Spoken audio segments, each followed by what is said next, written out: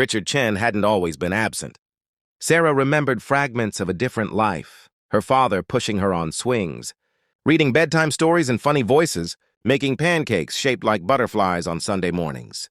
But that was before her mother died, before grief transformed him into a man who buried himself in boardrooms and balance sheets, building his tech empire higher and higher as if altitude could outrun sorrow. Now, at 42, Richard was worth over $300 million. His company had revolutionized cloud computing. Forbes called him a visionary. His employees called him brilliant. His daughter called him by his first name because Dad felt like a word for someone who came home before bedtime. The housekeeper, Mrs. Martinez, did her best to fill the void. She braided Sarah's hair, checked her homework, and made sure she ate vegetables. But even Mrs. Martinez's warmth couldn't substitute for a father's love, and they both knew it. On this particular February evening, Richard returned home earlier than usual, 9 o'clock instead of midnight. He'd left his briefcase in the car, already thinking about the merger presentation due Monday.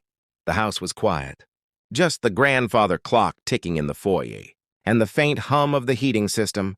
He was heading to his study when he heard it. A strange, scratching sound coming from the kitchen. Richard frowned. Mrs. Martinez had left hours ago. Sarah should have been asleep. He pushed open the kitchen door and froze. His daughter sat cross-legged on the floor beside Baxter's dog bowl, a spoon in her small hand. The Australian Shepherd puppy. A birthday gift Richard had purchased online and had delivered, watched, curiously as Sarah scooped up his kibble and brought it to her mouth. "Sarah!" The word exploded from Richard's chest. "What are you doing?" She looked up, startled, the spoon clattering against the ceramic bowl. Her eyes were red-rimmed, her cheeks tear-stained. "I'm eating dinner," she said simply. "That's dog food!" Richard crossed the kitchen in 3 strides, kneeling beside her. His hands shook as he pulled the bowl away. "Why would you— Sarah, there's a refrigerator full of food right there." "I know." Her voice was barely a whisper. "Then why?" Richard's mind raced through terrible possibilities. Was she sick? Was this some kind of breakdown? Should he call a doctor? Sarah looked at Baxter, who tilted his head as if equally confused by the situation. "I wanted to know what it tasted like." "What?" Richard sat back on his heels, completely lost.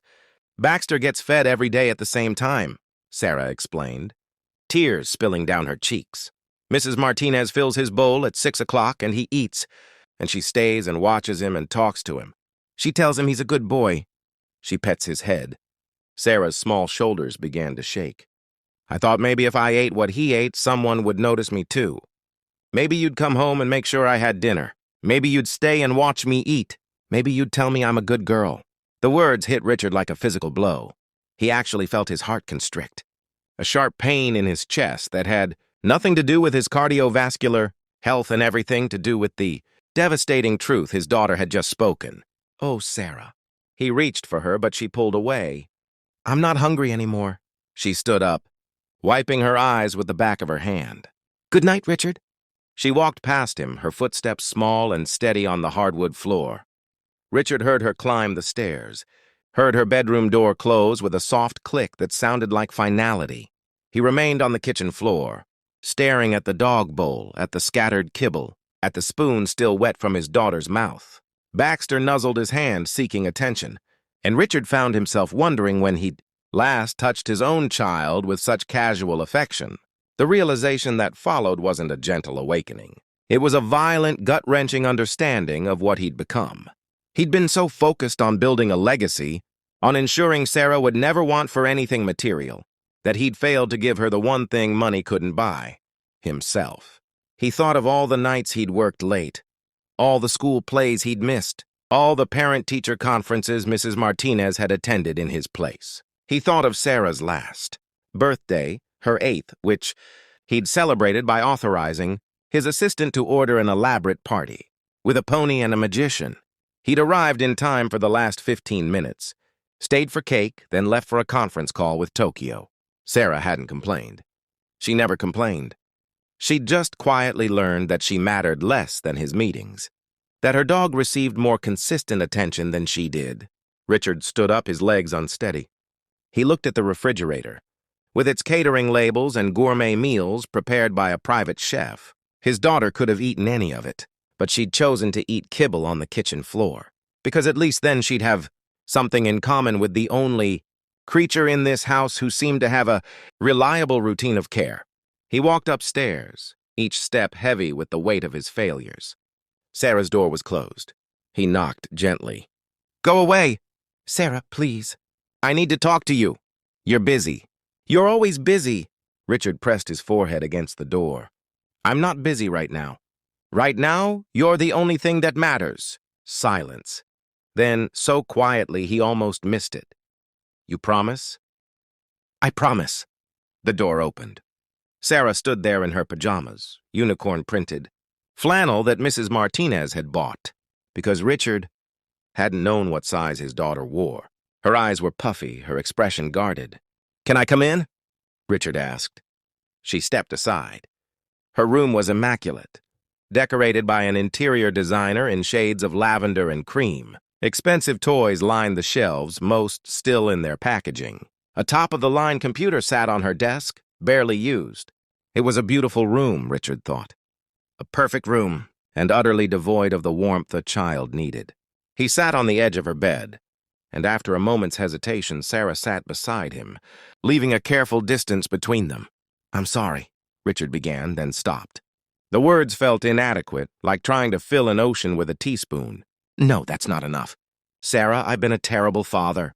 She didn't contradict him. "After your mom died, I was lost," he continued. "I threw myself into work because it was the only thing that made sense. Numbers and deals and strategy, those things had rules. Those things I could control. But grief?" He shook his head. "Grief was too big. Missing her was too hard. And looking at you, seeing her eyes in your face, hearing her laugh in yours, it reminded me of everything I'd lost." "So you left me too," Sarah said softly. "Yes." Richard felt tears burning his eyes. "I left you too, and that was cruel and selfish and wrong. You needed me, and I abandoned you. I convinced myself that providing for you financially was the same as being there for you. But you didn't need another credit card or a bigger trust fund. You needed your dad." He turned to face her fully. "Tonight, when I saw you eating dog food, my heart broke. Not because of what you were doing, but because of why. You were so desperate for attention, for someone to care about you the way we care about Baxter, that you were willing to eat from his bowl just to feel noticed." "It tasted gross," Sarah admitted, and despite everything, Richard found himself laughing through his tears. "I bet it did." He took a shaky breath. "Sarah, I can't change the past 2 years. I can't give you back all the nights I worked late, all the moments I missed. But I can promise you this. Starting right now, things are going to be different. You are my priority. Not the company, not the deals, not the money. You." Sarah studied his face, searching for truth. "You said that before, after Mom died. You said we'd get through it together." The memory stabbed at him. He had said that at the funeral, holding her small hand as they watched the casket lower into the ground. And then he'd promptly broken that promise. "You're right. I did say that, and I failed you." Richard took her hand now, struck by how much she'd grown in 2 years, how much he'd missed. "I know I have to earn back your trust. Words aren't enough. So here's what I'm going to do.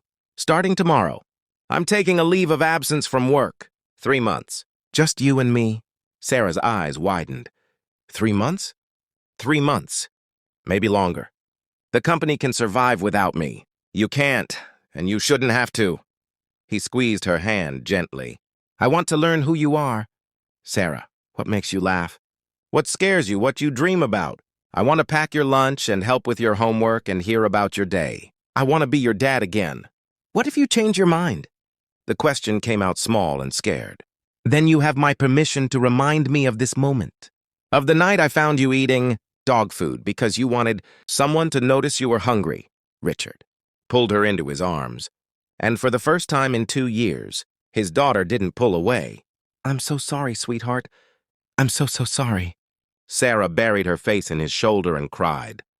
Not the quiet, dignified tears she'd learned to hide, but the deep, wrenching sobs of a child who'd been holding everything in for far too long. Richard held her and cried too, mourning the time they'd lost and the pain he'd caused. When the tears finally subsided, Sarah pulled back and looked at him. "Will you stay until I fall asleep?" "I'll stay as long as you want me to." She climbed under her covers, and Richard sat beside her just as he had years ago. On impulse, he began to tell her a story, not one from a book, but one he made up on the spot about a girl who could talk to stars. His voice was rusty from disuse, but Sarah listened, her eyes growing heavy. "Dad?" she murmured, already half asleep. The word cracked something open in Richard's chest. "Yes, sweetheart?" "I love you. I love you too." More than anything, Richard kept his promise. The next morning, he called his board of directors and announced his leave of absence. Some understood. Others threatened resignation. Richard accepted their resignations. His company had been built to secure his daughter's future. But what good was financial security if she grew up broken and alone? The following months transformed them both. Richard learned that Sarah loved astronomy and wanted to be a veterinarian. He discovered she was afraid of thunderstorms and loved pineapple on pizza. He attended every school event, helped with every project, and was there for every bedtime. And Sarah learned that her father's love had never disappeared. It had just been buried under grief and fear and misguided priorities. She learned that people could change, that mistakes could be forgiven, and that sometimes the bravest thing a person can do is ask for help, even if it means eating dog food to get someone's attention. Years later, when Sarah graduated from veterinary school, Richard sat in the audience with Baxter's successor, a German shepherd named Hope.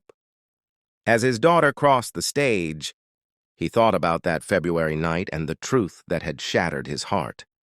That wealth meant nothing if you had no one to share it with, and that the most valuable thing he could give his daughter wasn't money or possessions, but his time, his attention, and his love.